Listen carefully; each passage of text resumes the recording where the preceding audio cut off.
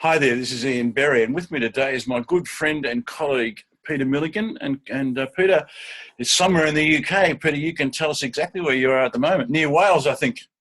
Yeah, close enough. I live in Gloucester, which is about 2 hours west of London and not too far from the Welsh border. Yeah, it's brilliant. Terrific. And we've sort of said in our g'days earlier, as we say, in Aussie speak, it's about 15 degrees in both places right now. Yeah, I think so. Yeah. So, folks, Peter and I we've had probably two or three what turned into be very long conversations on this idea of what's free speech. And we were going to record them, and then we thought we'd talk about it a little bit first before we have this probably about a half-hour conversation today. But it's been fascinating. We've been uphill and down dale, it's fair to say, Peter. Yeah, definitely. We've looked at some of the work of Jordan Peterson.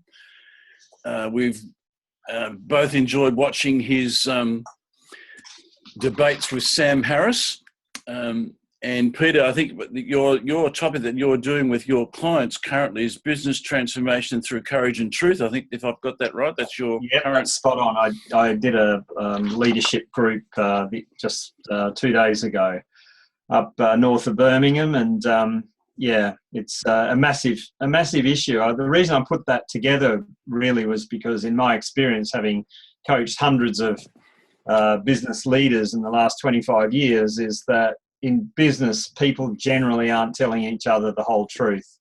And I think that's not good for business. There's a lot of miscommunication or lack of communication. And yeah, I think it's a really important topic. We need to kind of get underneath what stops that happening, and, you know, what are the pros and cons of speaking freely.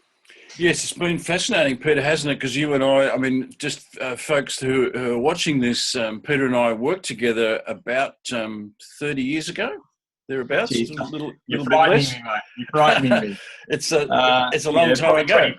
25 years ago. And we've from working together, we've sort of stayed in touch and seen each other from time to time. And it's just interesting how when we started having this conversation about free speech, because like you talking about courage and truth, in my world, I'm using the language of candid.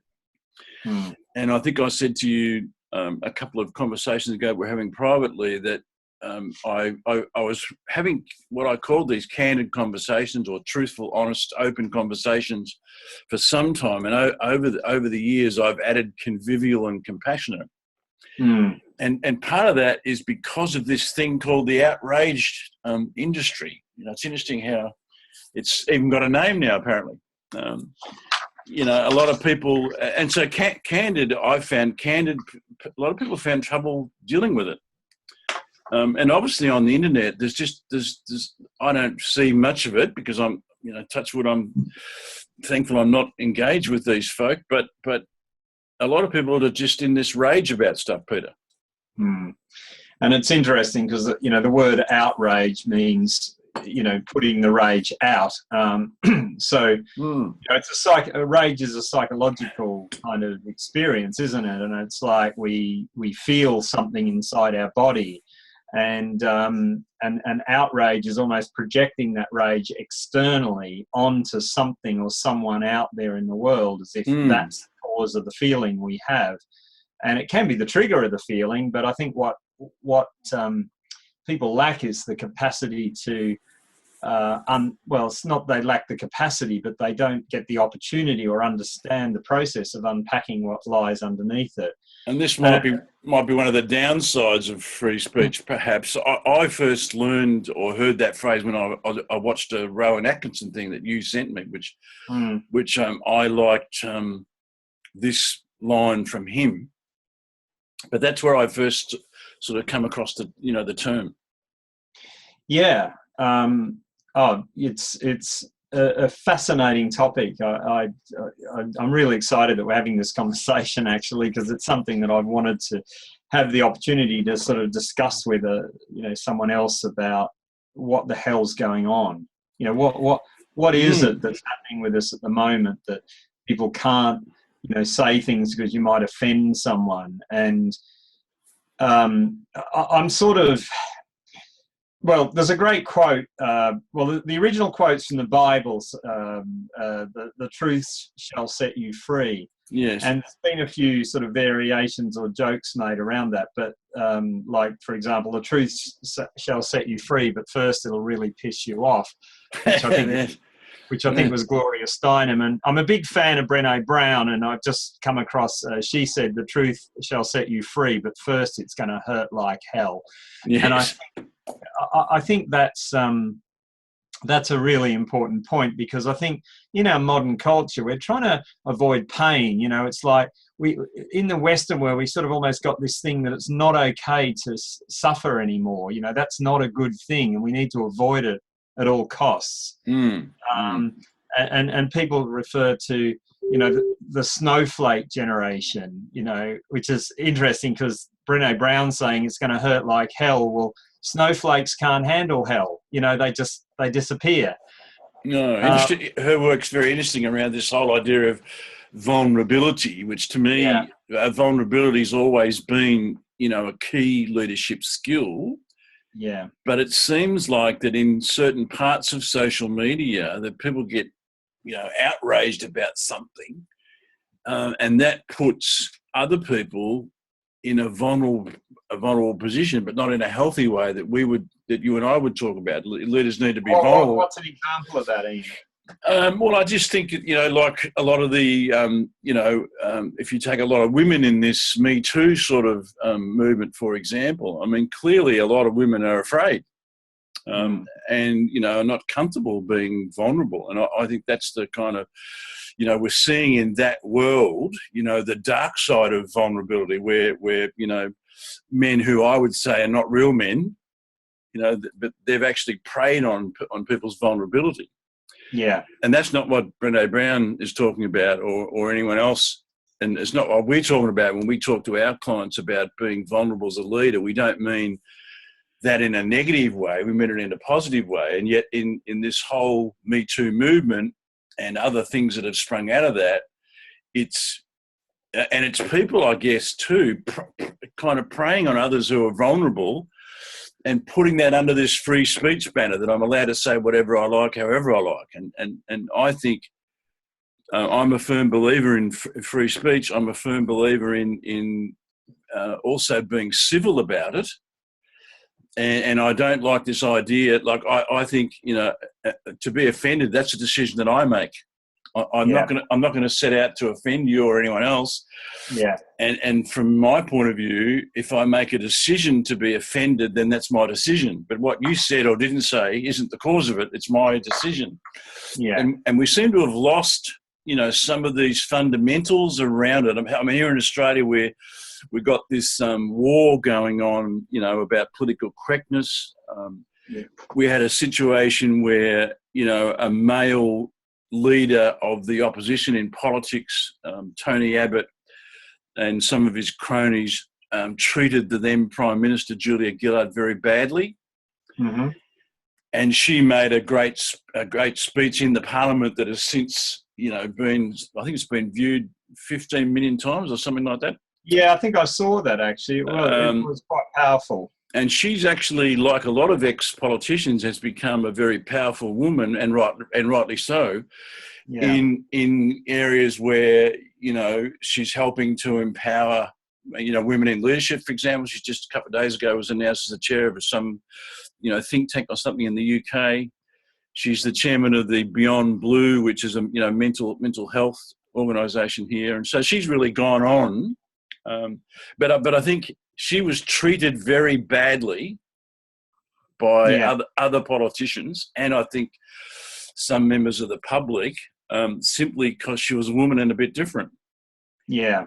And there was all this argument about, well, you know, people are free to say whatever they like, and I think that's true. But I think that what you and I are trying to add to this whole area is to say you are free to say whatever you like, but how you say it's important. Yeah, and I think, and maybe it's kind of like out of that Atkinson speech we watched. This is what Obama had to say about it, and maybe I think he's getting close to the mark. We can't ignore. We've got to let people say whatever they like. But what we've got to try and do, I believe, Peter, is bring some civility to it. Yes, I mean that's the utopia we want to move towards, where people can speak openly and respectfully. And I think the Jordan Peterson, Sam Harris, I wouldn't call it a debate, because it's not like they're out to score points off each other. The basic idea is they're both wanting to explore a topic more deeply, and they did it over 2 nights in Vancouver. Yes, in excess of 2 hours. And then they continued the conversation at another event in Dublin, which is another couple of hours. Yes. But what really struck me about the conversation is they sought to find areas of agreement to start with, where they have similar views and values, and then they explored their different perspectives and different ideas. Yes. And it was an incredibly enriching experience to watch that. And if you contrast that with what you see in Parliament, and I imagine it's still the same as it used to be in Australia, it certainly is here in the UK, where they sit on opposite sides and yell abuse at each other and point fingers and carry on, and really nothing, doesn't achieve anything. It's all grandstanding and ego. Yeah, and it's bullying. So, it's bullying, and we wouldn't allow in our school grounds. Okay, let's explore bullying for a minute, because I think it's really useful to unpack what that's about. Yes. So I hold the view that bullying's not a great thing, but it is a thing. It happens in life. It happens in the playground. It happens in the workplace. It happens in all kinds of environments. And the way I see it is that our job is not just to stop bullies, but also to empower people so they don't become eternal victims. So, and that's kind of like what we like, when we see the Julia Gillard thing, where she said, well, I've had a gutful of this, and she just stood up and made a very powerful speech in Parliament to kind of put those guys in their place, and and highlight the issue. And I think that's really useful, because we all know the story, and some of us, will have had it as kids and stuff, where, the kid keeps getting pushed around, and eventually he says, I've had a gutful of this, and he punches the bully in the face, and suddenly the bully realises game over. Well, it's interesting how she, as in Julia Gillard, she stopped playing the victim, and credit to her. And I think even though it didn't work out for her politically, not being the victim has worked out for her in her life, post politics, which is a great thing to see. Yeah, well, I mean, I remember back. So you and I used to work for Phil Speakman, and Phil's a guy that was incredibly successful, set up an amazingly successful business, and rode this wave in the 1980s and 90s. And it was a privilege to be part of that business. But Phil was a very, strong, dominating kind of character, and that was his strength, but it could sometimes be his weakness as a leader. And but the thing is, I'm so glad I sort of had that experience. I mean, Phil was tough. He's really tough on me sometimes, and I was very green. I had a lot to learn. But the thing is, I remember some of the things he did and said to me. If I was a classic snowflake, I would have run to, somebody and said, bullying me, right? And in a way, he kind of was, but the decision I made, and I guess I had the advantage of, I'd studied psychology, I've done a lot of personal growth over the previous decade or so, is that I realised that it was up to me to make a decision of how to respond to that. Which goes right back to Viktor Frankl's book, Man's Search for Meaning. I mean, you couldn't imagine a more hellish environment than being locked up in a concentration camp. No, I find that a very sort of, I'll use the word comforting in a very sort of strong way, because to me, what Phil and that behaviour of the 80s and 90s, and we would say that today a lot of that behaviour is not acceptable anymore. It still goes on, though. But the thing is, it was acceptable back then. Yeah, but here's the thing. Okay, so Well, just before you said, I was just going to say the Frankel idea, to me, that's the thing, because what he's talking about is that between stimuli and response, there's a choice. A choice, exactly. And I've got the choice to make. So if I feel like you're bullying me, then I've got a choice. I can play the victim. I can ignore it, or I can take a stand and probably several other options. But the thing is that I've got that choice, and I think what we have to do when those of us that are working in workplaces, we've got to enable things so that no one feels like a victim or any other negative. Yeah, I mean, it might be a simplistic thing to say, and I know there are people who are suffering terribly from all kinds of oppression and bullying and stuff. But yes, but in a way, and I don't want to downplay that. No, but the point I was going to make is, if we move to a world where there are no victims, then there's nowhere for a bully to be. You know, bullies can't survive in a world without victims. True. So, you're probably familiar with the drama triangle. So we have the persecutor, we have the victim, and we have the rescuer. Yes. And I think it's important to understand that, because the truth is that every one of us can slip into each of those modes. And sometimes the person who was once a victim can end up becoming a bully. Yes. Because it's almost like, I'm as mad as hell and I'm not going to take it anymore. And it almost flips, and they suddenly start to pick on other people. And I think then they lack the awareness of what they're doing. And they've been a victim for so long that they can't even consider the possibility that perhaps, they themselves are being a bully, a persecutor.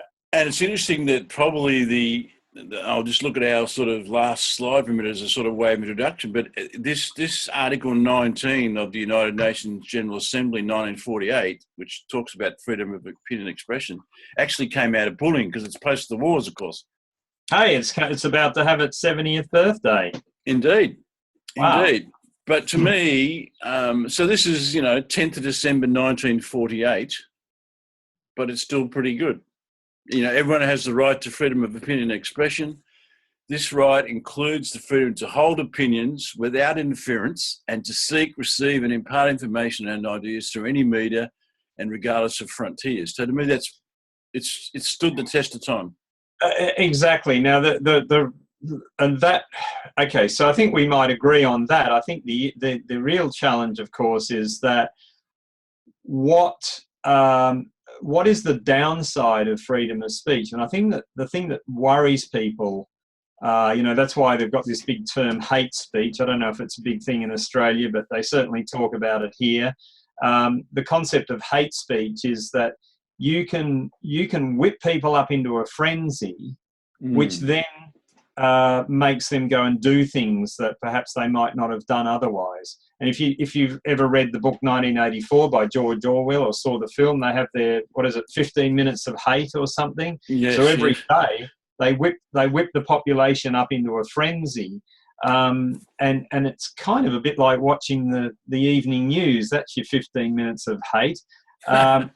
Whip you up into a frenzy, teach you to hate a particular population or segment of the population, and that can then start to snowball into this view that all Muslims are evil, or all Jews are evil, or all black people are evil, or all white people are evil, and then people then feel justified because they've got into this view, they've got this new truth that I'm justified in going and burning down someone's house or whatever. Look, I think that anything, and we've had a bit of that, but it's always got religion involved, usually of some kind or another.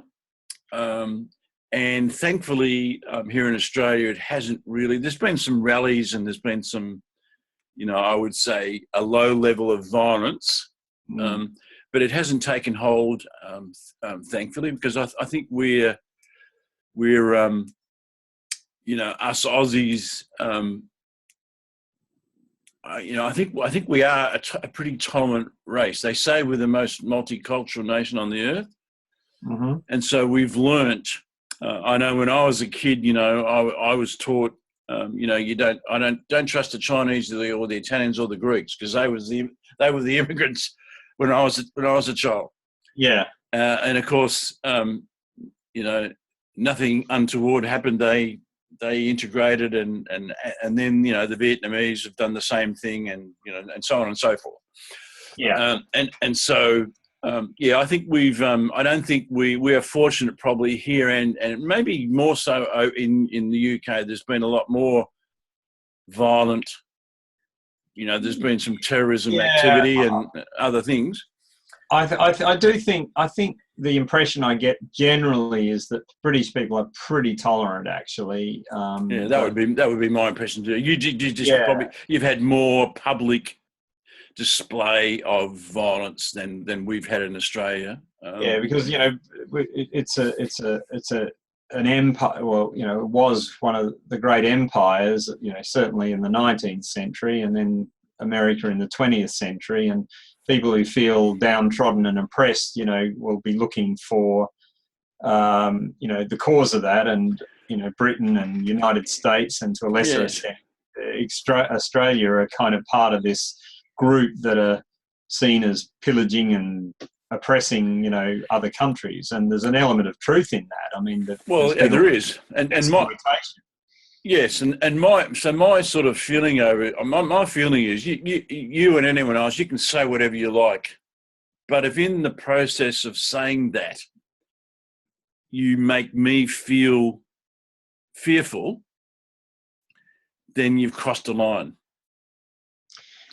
Well, you say, make you feel fearful, but the truth is that, that's your choice. Yeah, true. But I'm talking about if I'm physically threatened, it's like some of these. I'm not talking about emotionally threatened. I'm talking about if I'm feeling physically threatened, which in some of these rallies that some of these some people on the right have been arguing with people on the left, for example, which is the traditional old debate.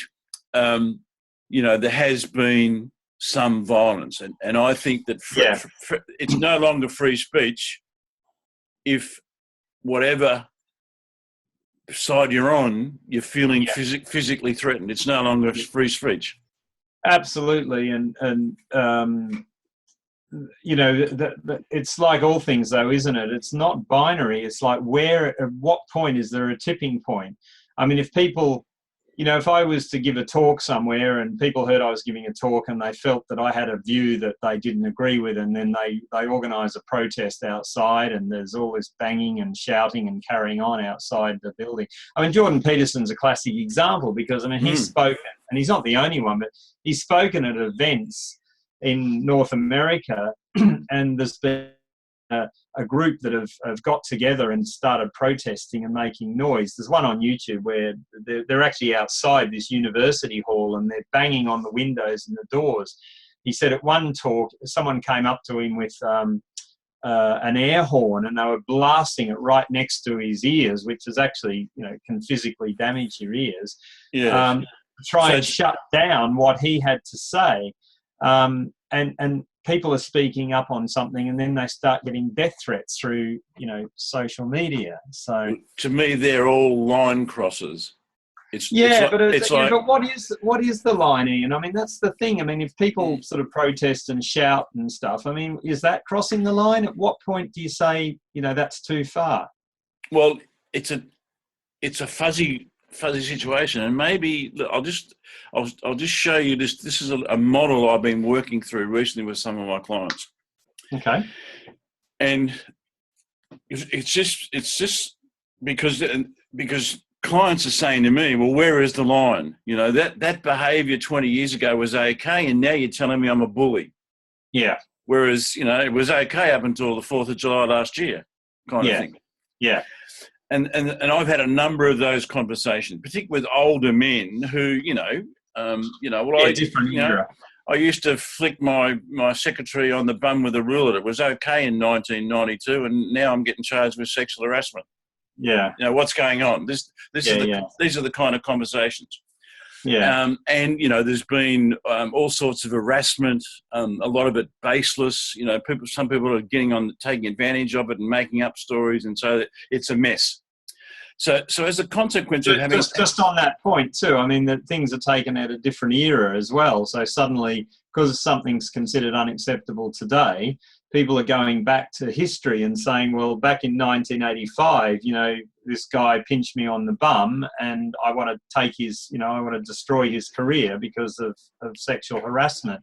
And it's not to say it's right, but it's in a different context. Equally, True.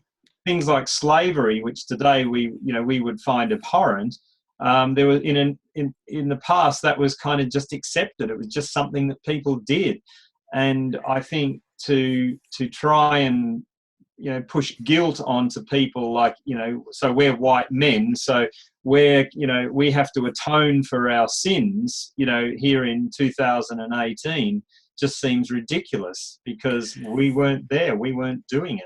Yeah, so it's on the basis of those kind of statements from a lot of my clients, and just trying to deal with political correctness, trying to deal with bullying, trying to deal with well-being in the workplace. The incredible increase in mental illness that's come in the last few years. The whole area of diversity. All of these things have caused a lot of candidness in my clients' workplaces. And so one of my clients said to me, because I use the law of the farm as an operating model. Yeah. So language would be fertile ground, conversations would be ploughing the ground, relationships would be seeding the ground, interactions and transactions would be nurturing, and the harvest or the result would be, delighted customers, or in my case, what I'm helping people to do is achieve the best results they can, but at the least human and business cost. Mm-hmm. And so, as a result of a few conversations, I sort of come up with this model, with the idea being that our language must be such that it enriches the conversations, and those enriched conversations, the language elevates the conversations so that those conversations enrich the relationships. Yeah. And so if the conversations are not elevating if language is not elevating the conversations, and relationships aren't being enriched as a result of the conversations, then not only do we miss opportunities in the interactions and transactions of the business, but that's actually where we can start to draw some lines. And we can start to agree on some behaviours. So, certain talk, yelling, for example, doesn't elevate the conversation in most instances, and therefore the relationship doesn't get enriched. So we need to look at a different way. Yeah. And so we've gone right back to this and said, well, the fertile ground is in what our intention is when we speak, or when we communicate, when we write an email, whatever, do a tweet, whatever it is. And particularly when we're with other human beings, it is our whole work. It's in our tone, our body language, and also our words. It's everything. And we've got to get that language such that it elevates conversations, which in turn enrich relationships. And then we've started to create some behaviours around that, which then makes the line that people can't cross much clearer. So that's just a snapshot of the work I'm currently doing with certain people. That sounds really interesting. Because people say, well, where's the line? Yeah. Is it acceptable that tweet that was full of rage and bad language, is that appropriate? And most of the people that I talk to will say, well, that's not behaviour that we're going to sign up to in our workplace.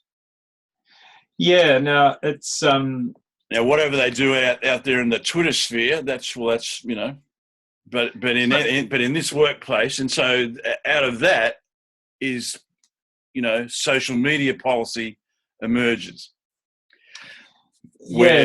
Where behaviours are agreed to around what employees can say and not say on Facebook and other arenas. So it's something where people have to come to an agreement on what the rules of play are, and it gets more and more difficult the bigger and bigger group of people you're dealing with. So,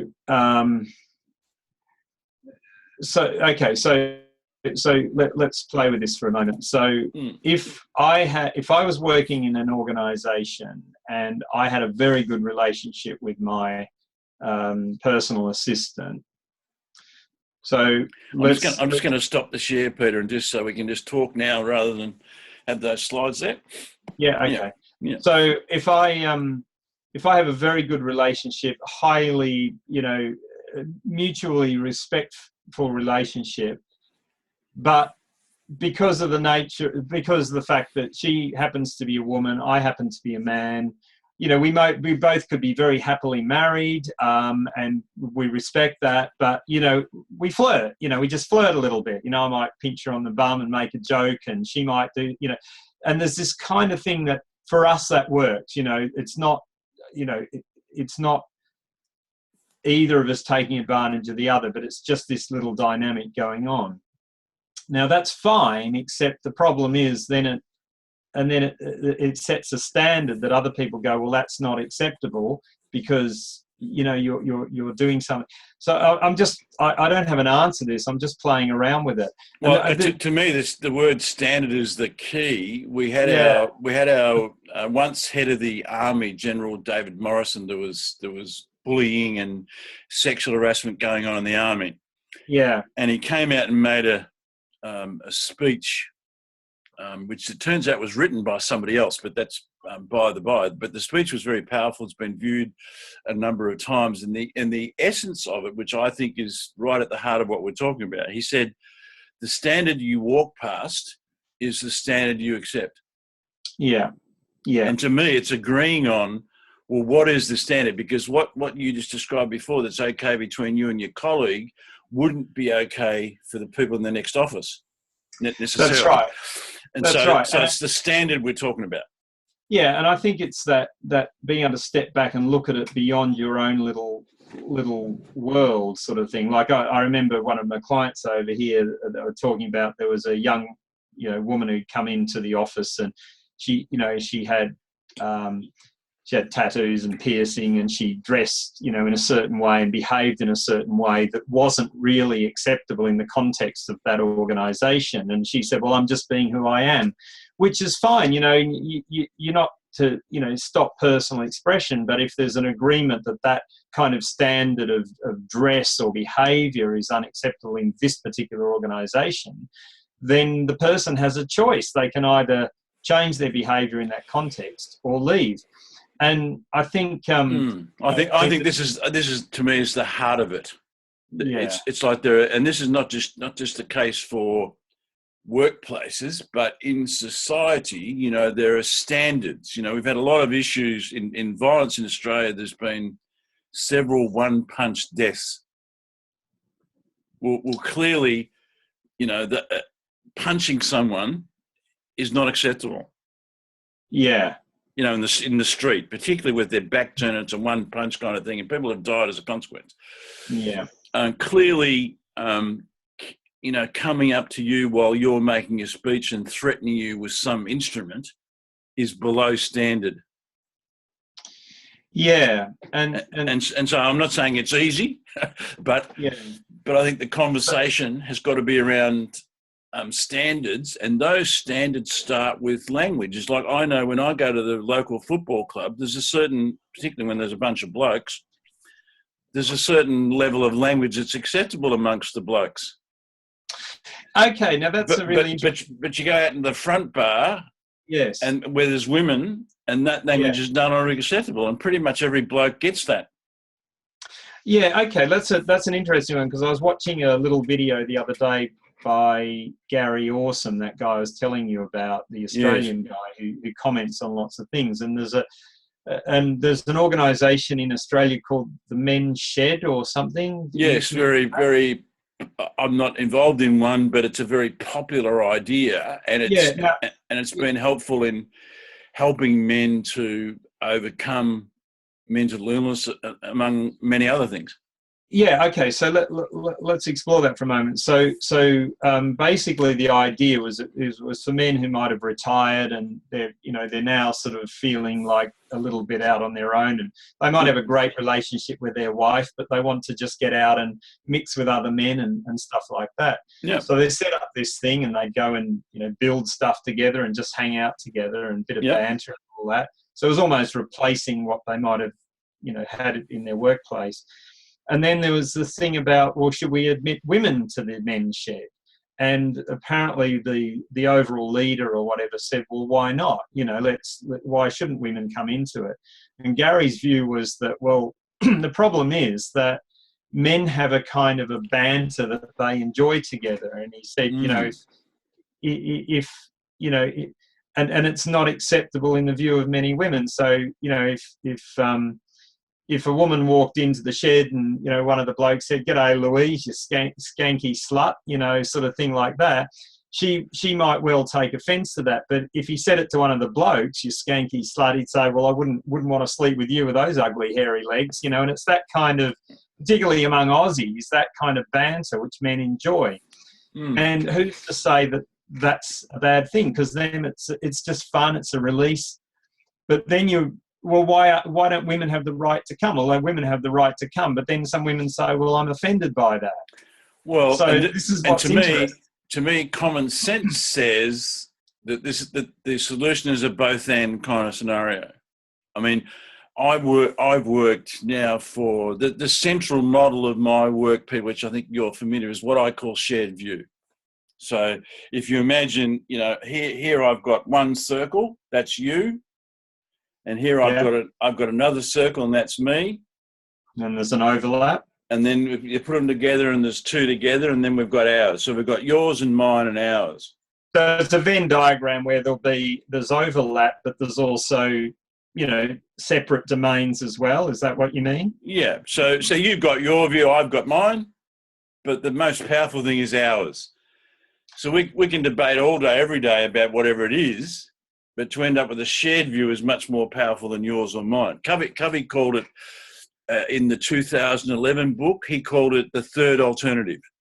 Okay, so there's a shared view, but if we start to turn everyone into bay, so that there's no individual views. I mean, that's what made the Sam Harris-Jordan Peterson conversation so powerful, compelling, because they found a lot of common ground, which is really good. So they've got a place to start. But then what made the conversation interesting is they had slightly different views, although I suspect over time, if they kept the conversation going, they would start to find more and more common ground. Is that your point? Well, I think they would, but that doesn't mean to say that there wouldn't be respect for what still would be yours and what still would be mine.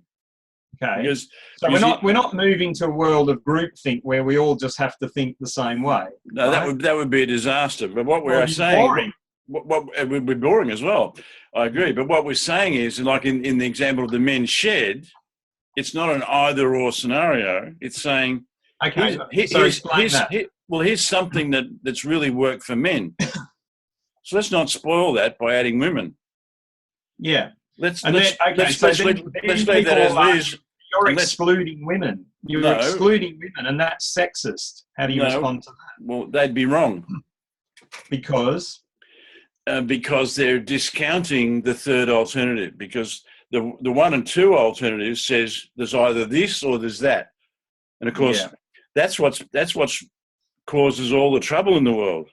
Right at the family level, the sports club level, the local community, but also, between politics. North Korea and America, for example. Yeah. The challenge is, that my way is the only way. Yeah. And anyone that says my way is the only way has got self-interest instead of enlightened self-interest. Right. And of course, closely alongside self-interest, closely alongside, I actually call them the two cousins. See, you've got self-interest, and then I call them the two ugly cousins. One of them is greed, and the other one's self-righteousness. Right. Okay. Because self-righteousness says not only am I looking after myself, but my way is the only way. Yeah. Yeah. And so when those three things come in, you end up with, whatever. Whereas the third alternative, it's finding a way together. It says, let's keep the men's shed because that's a great idea. It's worked. Yeah. And let's have one for one for men and women over here. And if you want to have one for women over there, then terrific. Yeah, and then you join the one that you want to join. And you join the one that you want to join. Now, to me, that's the solution to a lot of these problems. Whereas what we seem to do is we come back to this either or, which is this whole self-interested, self-righteous, greedy path. Yeah. Not the path that says enlightened self-interest, which says let's find a way together. Yeah. And to me, and these are the conclusions we come to in the workplace conversations I'm talking to you about. But what we've had to do is tidy up a lot of our language, because it's language where the problems start. And if language causes the conversation to deteriorate, then the relationship deterioration follows, and you end up with lose-lose. Okay, give me an example of the language being problematic, just to illustrate. Well, let's say, the boss, typically the 1980s kind of 1990s boss, he says, well, it's my way or the highway. Yeah. And today, the millennial generation are saying, well, that's not acceptable. Yeah. Yeah. And so you end up with an impasse. Well, on that point, the boss who says that and the generation says that's unacceptable, surely life has a way of kind of working that through, because that the boss who acts that way will start to find that he or she can no longer attract talent because they don't want to work there. So therefore, it's almost a Darwinian thing that his or her business is not going to be as successful. True. So, but that's a conversation you've got to have with some people, because the boss says, well, I should be able to hire whoever I like. Yeah. How dare you tell me, and how dare you make a law that says I can't hire, I can't do this and I can't do that. And more in Australia, bosses say, how come, I've got to go through all this red tape to get rid of people who are not performing? Yeah, okay. So that adds another layer to this whole conversation, because the guy says, well, I'm going to claim unfair dismissal because you bullied me and you told me it was your way or the highway, and I didn't want to do that. So, blah, blah, blah. And it ends up in an unfair dismissal claim. So I think that's an example that this is all messy. Yeah. But I think part of the solution, and I'm sure in our conversation today, we're not going to come up with all the solutions, but I think we've got a couple of clues. One of them is language and one of them is standards. And it's coming to, it's being mature enough to have conversations that end up with standards that people can uphold. Because to me, it obviously depends on different scenarios. But to me, for mature people, like in the example of Peterson, who's he's obviously got a strong Judeo-Christian viewpoint, whereas Harris is clearly an atheist, and yet the two of them can have a meaningful conversation. Yeah.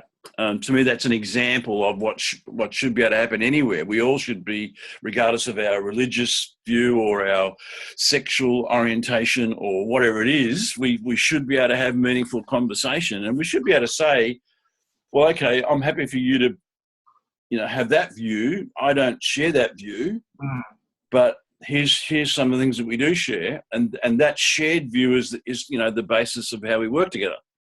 And that this is what's concerning to Jordan Peterson and others, is that universities, which should be the paragon of virtue for open debate, conversation, and thinking through deep, complex issues together, are becoming a place where people are being deplatformed. They're actually not allowed to come and speak on campus about something, because the people who run the universities are kind of saying, well, this point of view is unacceptable and we don't want it. We don't want anyone to be exposed to it. Unacceptable to whom is my question, because I think that whole idea is draconian. You know, you should be able to, it comes back to where we were a little while ago. You should be able to say whatever you like. Yeah. And in any forum, in my opinion. But if you've crossed the line where other people feel physically threatened, then that's not acceptable. That's below par. Okay. So let's just quickly step back from that for a moment and consider what goes on with us as human beings. Okay. So, yes. And this is where I'm interested as a psychologist in what goes on below the surface. Yes. Because, in my session the other day, I was, just put up a picture of the brain, and I was talking about the emotion of fear in particular, and how the brain effectively downshifts to a more primitive circuitry, which was all about pure survival. That's what its job was. And when we were further down the food chain, that circuitry was active in keeping us physically alive. Now, in a modern Western society, our physical existence isn't at threat. I mean, yes, we're vulnerable to disease and accidents, but bottom line is, if I just have a normal day, I am not likely to be eaten by another, creature. No. So, and yet that old circuitry is still there, and it gets very, very easily triggered. And, probably the original book on emotional intelligence, called Emotional Intelligence by Daniel Daniel Goleman. Goleman, yes. Talks about emotional hijacking. So basically the brain downshifts and we just turn into, like fight, flight or freeze. And that's where violence erupts. And it becomes incredibly dysfunctional. And so I think the real key to success in any of these issues is around being able to maintain awareness. Well, I'll give you an example. I was at an event last night and I was talking with a husband and wife, and they have some, challenges with their kids. And the dad, has anger management issues, and he, it doesn't take much to trigger him. And he goes into this rage. He doesn't hit the kids, but he gets into this really rageful place, and he has to sort of get out of. And what they try and do for each other, both because the mum gets like that sometimes too, is they have to sort of say, right, just calm down, time out, to enable us to step back. And I think this is a skill that needs to be taught to everybody, because we don't realise that our biology almost overtakes us, and we just think our life's yes.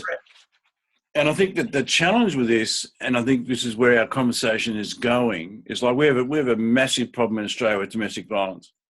Yeah, well, that's a symptom of this issue. And one of the challenges, which is what I was going to say before, is that I think we've got this. I think it's fairly easy to come up with standards that say physical violence is unacceptable. Yeah. What's tricky is when there's emotional or spiritual violence, if we use it in that language. Spiritual violence, that's an expression I've never heard. Emotional, I've heard. That's because I made it up. But sounds like an oxymoron. I don't see how you can put the two together. Well, I think this is one of the challenges. It's like I'm an atheist, but I have respect for people who are either agnostic or religious. Yeah. And I can have a comfortable conversation with either. Yeah. The challenge comes when one of those tries to impose, come at me with self-righteousness. Yeah. Which, if I lose control of myself, I can feel like I'm being attacked. Yes.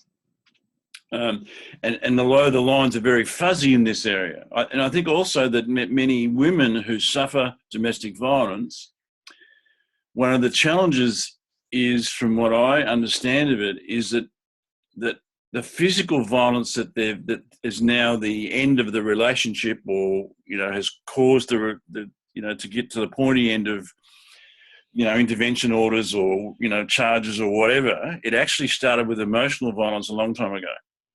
In other words, it wasn't physical. That wasn't necessarily where it began. Of course, in some cases it was. But coming up with standards that prohibit emotional violence or whatever term we use around the spiritual thing, because I think we need to have an emotional and a spiritual conversation, not just a physical conversation. So standards in terms of what's acceptable is easier with physical things. It's not as easy with emotional, spiritual things. That's the point I'm trying to make. Yeah, because you're moving into a realm of the unknown. It's the metaphysical. You can't see it. You can't see anything. No, physical you can see. And yet, and I think that flight or flight that you were talking about before, it's not dinosaurs anymore. It's someone else's viewpoint or someone else's, the vigor about which they go about it.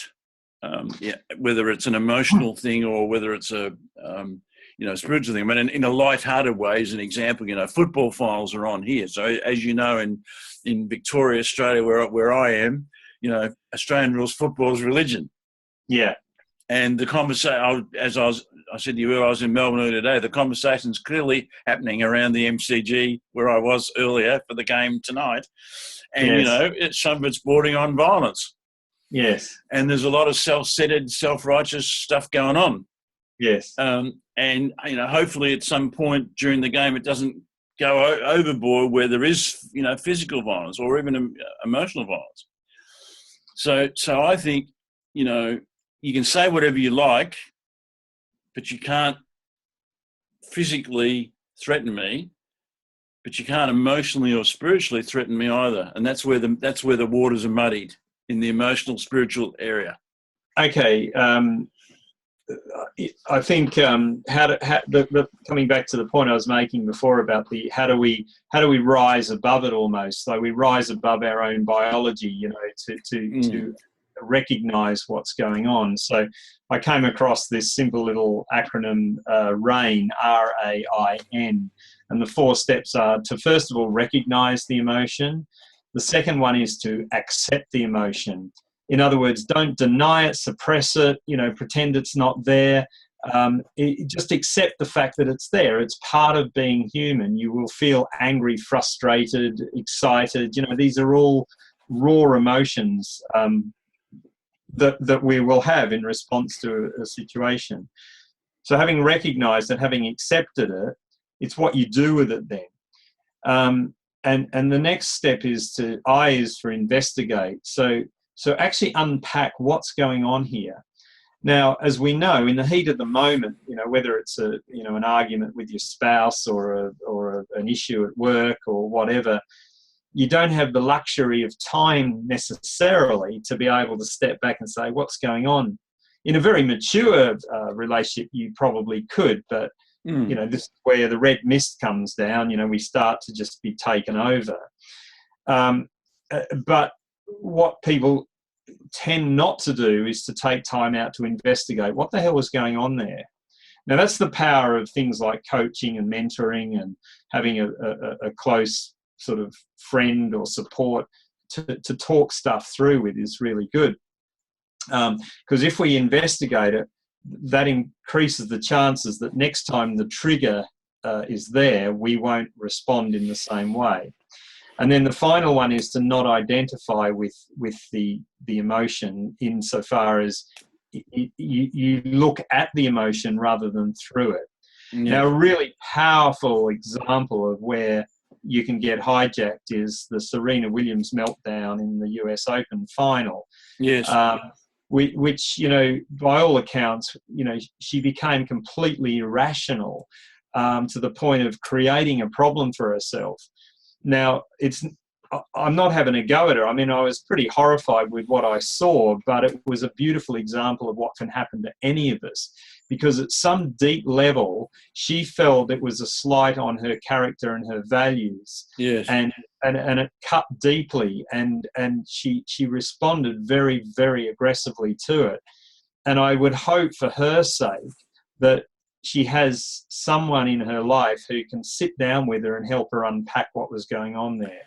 And I would say that, and I think you hit on part of the solution to this earlier, because I think a key, and I've read some interesting work by Dr. Jason Fox, who you might know, Jason.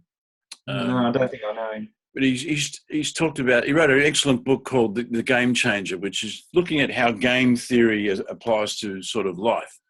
Mm. And one of the things I like about games is that all games have rules.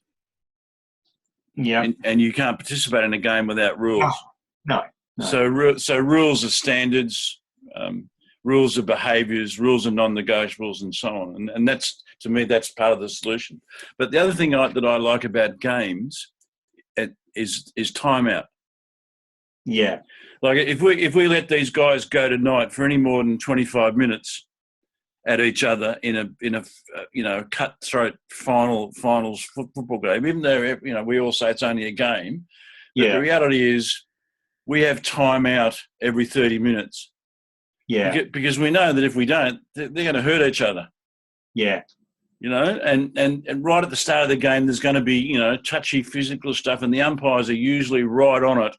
Yeah. Reinforcing the rules, reinforcing the non-negotiables, reinforcing. And if there's, and I think when I went and watched the Serena Williams thing, the problem with that, and this is where I think the umpire, who probably was following the rules as he should have, but what he didn't do was take time out to deal with it. It all occurred during the game. Yeah. And so a rational solution was never going to happen during the game, whereas if there had been okay, let's just stop this game and let's go inside and talk about it. That would be different, wouldn't it? That would be different. But to me, that's part of the solution. And I know in the workplace, when I see people at each other for whatever reason, an obvious solution is let's have some time out from this. And to me, and that's what we would tell children who were fighting in the school ground or, whatever. Yeah. And so I think some of these things are the solutions. And I think also that there's some neuroscience research has got some value to add. I loved a TED talk by Dr. Jill Bolte, where she talked about we are feeling beings who think, not thinking beings who feel. Was that the one about her stroke of insight, or was it a different one? No, I think that's the same one. But to me, that's because we are human beings. We're not human doings, and we have lived in a period of time, particularly since the Industrial Revolution, where we became human doings. And for 150 years, you spoke when you were spoken to. You did exactly what you were told. You didn't argue. You didn't debate. In fact, Henry Ford's famous line, we pay you to do, not to think. Mm. So that all changed in the information age, and now we're in the so-called connection age. I prefer to see it as the purpose age. Mm. But however you describe it, now everyone is able to say whatever they like, whenever they like. And we don't have the standards, we don't have the procedures like a timeout. Yeah. And that's why we have the chaos that we currently have. And social media has just amplified that, it's conversation on steroids. Yeah. Although I would argue it's not actually conversation because, it's not, you're not able to have a conversation, because in a conversation there are, in inverted commas, there are rules. Yeah. And that's why the Jordan Peterson, Sam Harris things have been so good. They've established those rules up front. They've talked about what they agree on up front, and then they've gone into what they would say are the areas of difference. And to me, that's not a bad formula for all conversations. I just wanted to pick up on your timeout thing. I just heard about this recently. That there was a little experiment done where they got couples they got them wired up to all sorts of instruments that read their blood pressure and skin conductance and heart rates and everything. And then they got these couples to start having a bit of a heated conversation or debate about something that was quite challenging between them, and they could monitor the instruments. And and then what they did was what the subjects in the experiment didn't realize is they said to them, look, there seems to be a problem with our with our instruments are not working for some reason, so we need to just try and take some time to sort out what the problem is. So they just let them sort of stop having the heated debate for a period of, I don't know, 10 minutes or whatever, and then they got them back and they started them off again. And what happened was that everything calmed down because of the whole time out thing, which is really interesting. So I think that's such a valid point that. And there are other examples like deliberate practice, or that work, the deep work area. We can do things and I've been experimenting with this myself, where I work in 90-minute bursts, and then I go do something completely different. Yeah, and I'm 10 times more effective as a consequence. It's the old Buddhist idea. Chop the wood, carry the water. I'll go and do the dishes or play with the dog, or whatever. And to me, these are just kind of things, because we've now become this 24/7, always-on world, and we're not built for that.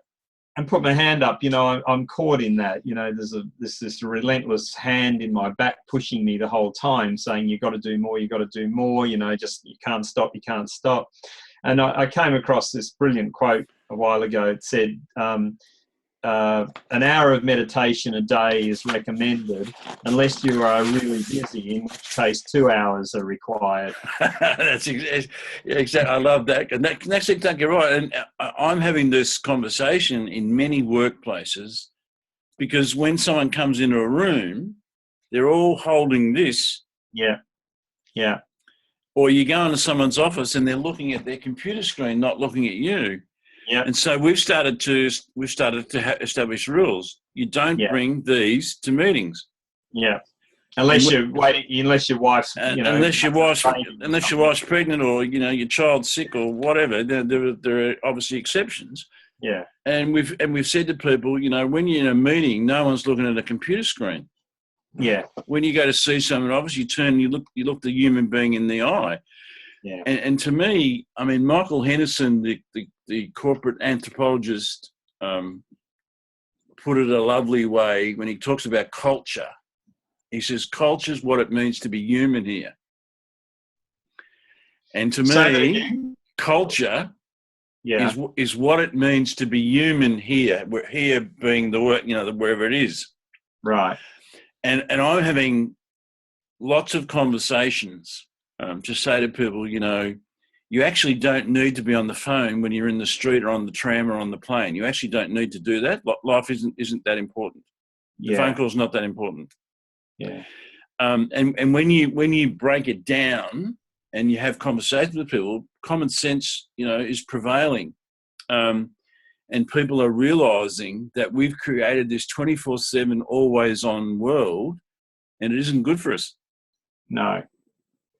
And that's why, Trump can send a tweet at, an outraged tweet at 2:00 in the morning. And, everyone else gets on top of it and retweets it and exacerbates the whole thing. So to me, we've got to rediscover, re-explore, reimagine. What does it mean to be human in a world that's controlled by machines? Yeah. Yeah. And then we can start to make sense of all this and realise that we actually don't need to do a lot of these things that we're actually doing. As in, technology's become the master. Yep. Instead of us being, I love this. The idea of smartphones. Well, they're not very smart. No. That's the bottom line, and we're not very smart, in particular in the way that we use them. Yes, they're now a computer in your hand. Yeah. But the issue with algorithms is that it's all about the companies that run the algorithms, getting them to do what they think we should do and taking choice away from us, which I think is wrong, and I'm against that kind of thing. I'm more interested in algorithms, which is what's going on in our hearts. what makes us human. You know, I've lost total interest in algorithms. I think they've got value, and now, you know, we can have a thing like an MRI, for example, and we can have a robot that can actually do you know, an examination of you and find things and see things and understand things that no human could ever understand. I'm all for that kind of technology. Yeah. But it's got nothing to do with me being a human or you and I being humans together. Yeah. And so to me, part of this conversation about what is truth, what's free speech, we've got to understand and agree on what it is to be human, because being outraged at another human being for any reason isn't being human. No, and I think coming back to a fundamental point that Jordan Peterson makes is that it's only through the speaking that we get to come to understanding. That's to understand ourselves and to understand each other. And if we start limiting the amount that can be said, we shut down our capacity to really think clearly. And that's probably the biggest concern of all, I think. So, coming back to the Obama quote, we need more speech. We need the chance to say anything then explore it. But like you say, within the rules of the game, the rules are you behave this way. There's got to be an underlying tone of respect and openness, and allow the conversation to emerge. And once again, the Jordan Peterson Sam Harris thing was so interesting because they were both genuinely trying to struggle through and work through these, deep issues together, which was a joy to watch. And it's just the antithesis of what you see going on in Parliament, for example. I'm sure there's some good stuff going on in Parliament. This is the other thing. Our media, loves the drama. We love drama. We're hooked on it. If it was a really boring session in Parliament, which is on TV, of course. That's why they even refer to it as theatre. So Prime Minister's question time, questions here is where the theatre really kicks in, because everybody comes into the House, they throw the most contentious issues on the table and they yell and scream and carry on at each other. Other times, I don't know if you've got 24 sort of hour Parliament on TV, but you can get it. God forbid. But you watch it and it's as dull as anything. Because, the chamber's half empty, somebody's going on talking about something. They are working on real issues together, but the point is it's boring and we love the drama. But here's the thing. Reality, most of life, is that. What? It's boring. Yeah. And what we've done is that we've turned the media is trying to make the theatre a reality. Like, I think it's laughable that people are hooked on reality TV, because the thing about reality TV is it isn't real. The thing about social media, when we talk about this enraged stuff, the thing about social media is it's antisocial. Yeah. And so those points seem to be missing. The joke for me about artificial intelligence is it's artificial. Yeah. So, I'm all for technology enhancing the human experience. I'm all for that. But let's get back to what does it mean to be a human in the world in the 21st century when we've got all this technology and we've got all this 24/7 stuff. And let's get to reality that the theatre of life, the drama of life, isn't the majority of life. It's a part of life. It's a part of life, but it isn't life. Because most of life is ordinary. Yeah. And it's and being human is those extraordinary moments within the mostly ordinary moments. Yeah. That's where humanity is, and you have to live the ordinary for the extraordinary to happen. Yeah. And yet those extraordinary moments that might happen, 10 times a day, whatever the number is, it's what makes them extraordinary we wouldn't be able to tell without the ordinary. Yeah, and we've lost this whole.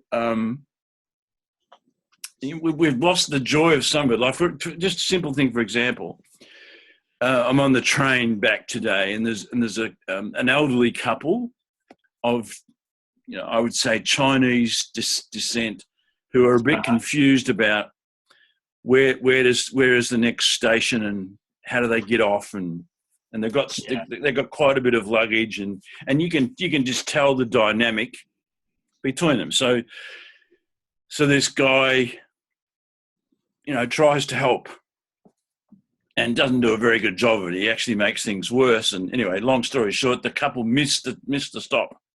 Right.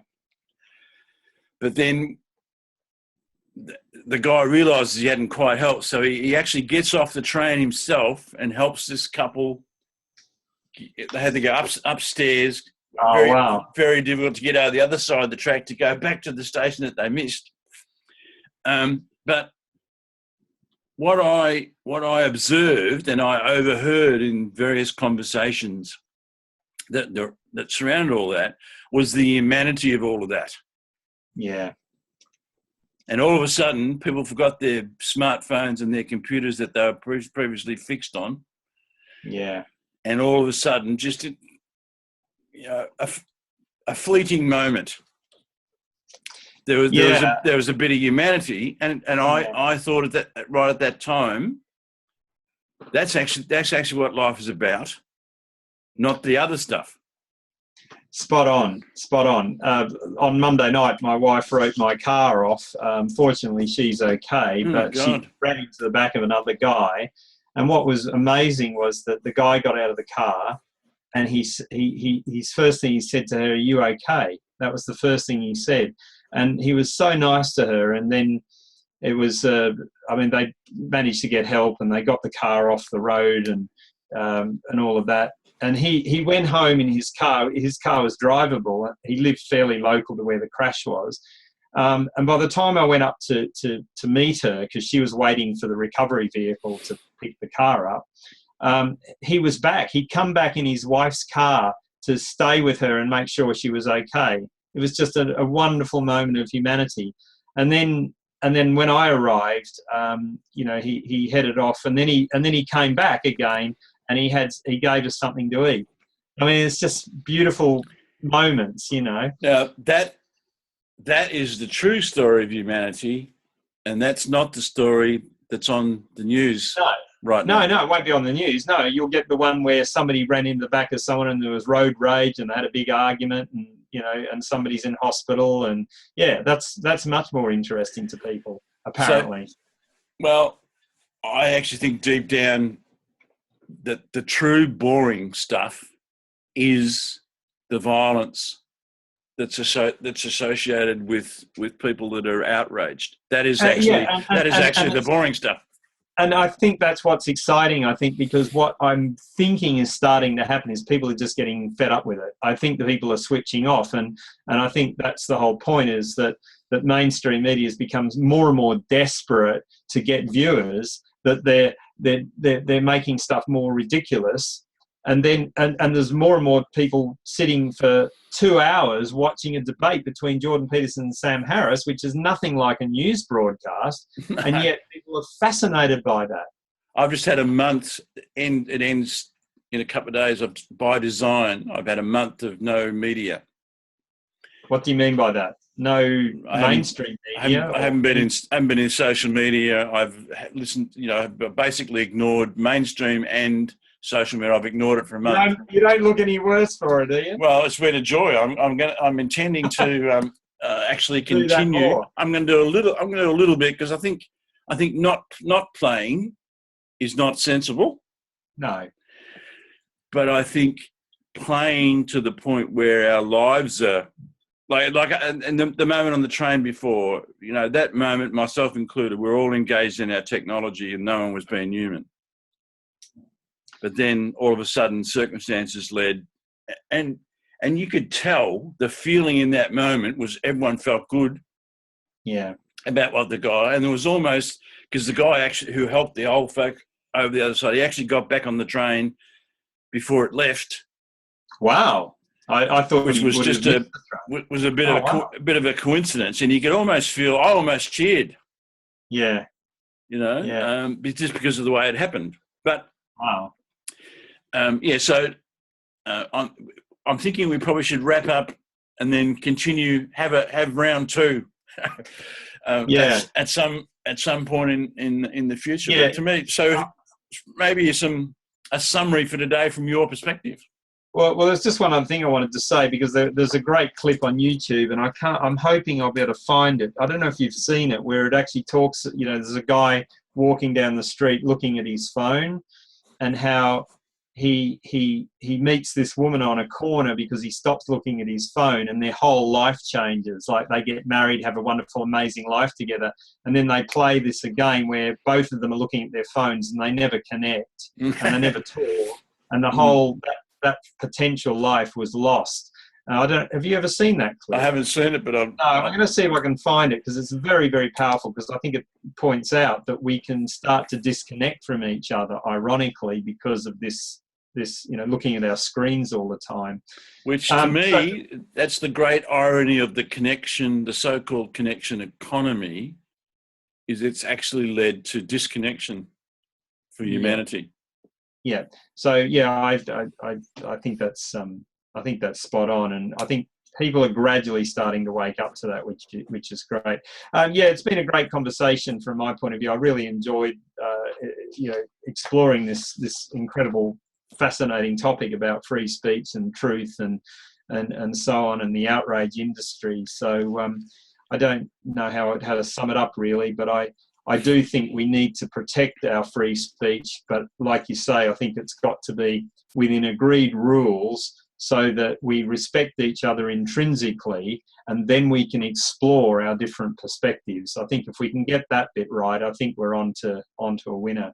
I'd agree, and that sounds a perfect place. So I'll just stop the recording for now, and